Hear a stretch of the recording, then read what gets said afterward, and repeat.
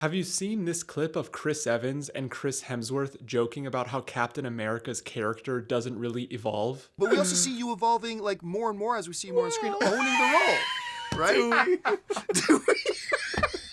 Now, in this interview, they're referencing his lack of change over the course of all of the movies up to Age of Ultron. But this sentiment can also be applied even if we just look at his debut movie. To explain what I mean, let's look at two other movies that introduce a main Marvel character for reference. If you look at the debut movie of Iron Man and of Thor, you can see that they both went through significant internal character changes. Thor's character arc goes from arrogance and recklessness to humility and maturity. Iron Man goes from a completely self-centered weapons dealer to realizing that he wants to be more of service to humanity. But if we look at Steve Rogers, he starts the movie as a determined, selfless, patriotic man with an appetite for sacrifice, and he ends the movie as a determined, selfless, patriotic, albeit physically larger man who acts according to his values. But Cap's character is still compelling, even though he doesn't go through an internal character arc like many other protagonists do. And that is because this movie is actually a different genre of movie than Thor or Iron Man. Okay, bear with me. You're probably thinking that they're both clearly action-adventure superhero movies. They're literally the exact same genre. And you'd be correct about that. But as Sean Coyne of StoryGrid points out, that is just the external content genre. But there are also internal content genres. And through this lens, we can explore why we resonate with characters like Captain America and the surprising spiritual lesson this type of story reveals. Welcome to Movie Meditations. Suit up and let's dive right into the lesson you probably missed from Captain America: The First Avenger. And here's a quick recap in case you haven't seen this movie in a hot second. Spoilers ahead. It's 1942 and Brooklyn-born Steve Rogers is a physically frail asthmatic who is determined to join the US military during World War II, despite repeatedly being denied for his various medical conditions. Stanley Tucci, Dr. Abraham Erskine, selects Rogers to undergo an experimental treatment to receive the super soldier serum, which radically transforms his body and capabilities. We also learn that he's not the first person to get this treatment, and that the main villain of the film, Johann Schmidt, received an earlier, less perfected version of the serum, and basically it turned him into the Red Skull. And the first not-so-hidden lesson reveals itself in this early part of the movie with the doctor and Rogers meeting before the procedure. It's revealed that the reason Rogers was chosen to receive this treatment is because Erskine was looking for a person with strong virtues who would not get carried away by newfound power. He knew that all of the subject's qualities, both good and bad, would be amplified once given the serum, and decided that Rogers, who knew what it was like to be weak and still exhibit virtues, would be the best candidate. I don't want to kill anyone.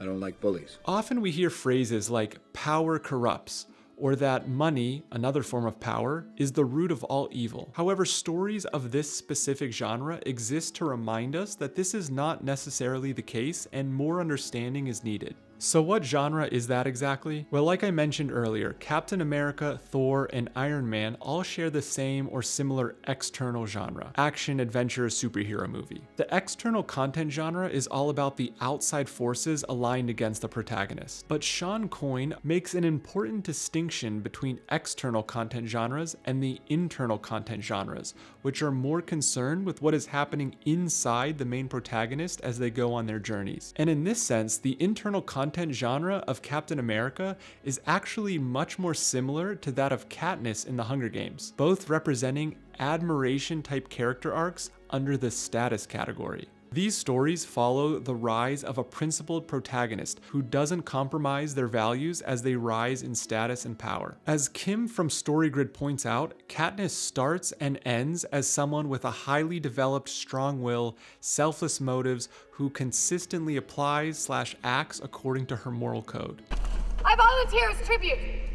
Similarly, Steve Rogers as a character acts according to his values during times of weakness and continues to do so during times of strength as his status rises. This is a lesson that we humans seemingly need to be reminded of often, as we can easily be tricked into thinking that strength or money or power or fame are intrinsically worth achieving. We think that if we can just get 1 or 2 of those achievements, then everything will be all good. Or better yet, we can also think that only once we get those things, then we will start exhibiting the virtues in our lives. For example, have you noticed yourself or others around you talk in these sorts of ways? Once I have money, then I'll be generous. Or once I get this position of power, then I'll start being a good leader or being more honest. Or when people start paying attention to me, then I'll be more loving.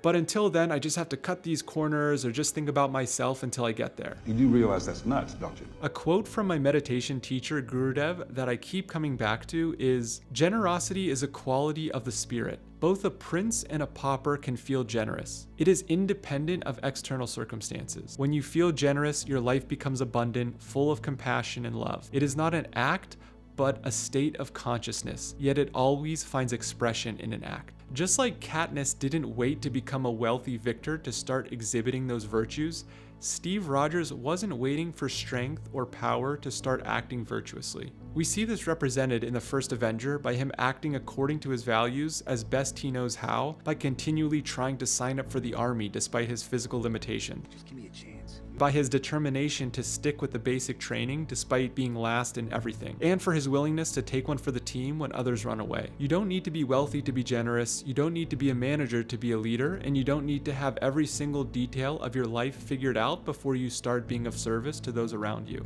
In fact, when we wait for power, money, fame, etc. to change us, then we can end up more like the Red Skull than Captain America, constantly seeking power as an end of itself and destroying everything in our wake, including ourselves.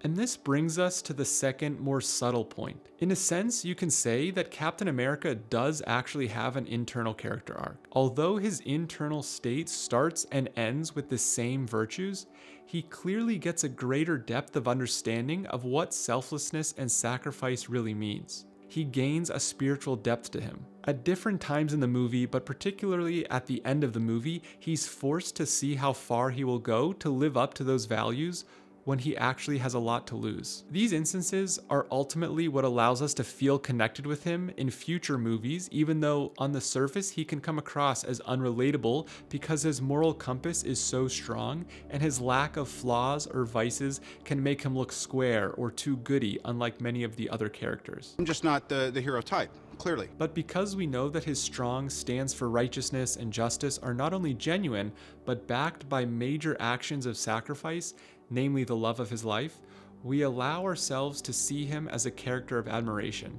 We see that he has a level of spiritual maturity that we can aspire to. And it's this aspect of the story that serves as a reminder to us that it's the difficult choices in life, the challenging times that we face, which provide an opportunity for our goodness to shine through. It's only in the face of adversity, in the face of trials and tribulations, can our spiritual maturity really blossom. When we remember this, then we can live with more centeredness, courage, and the strength to take our life in the direction of our highest calling. I hope this was enough for you to meditate on until next time. Thanks for watching.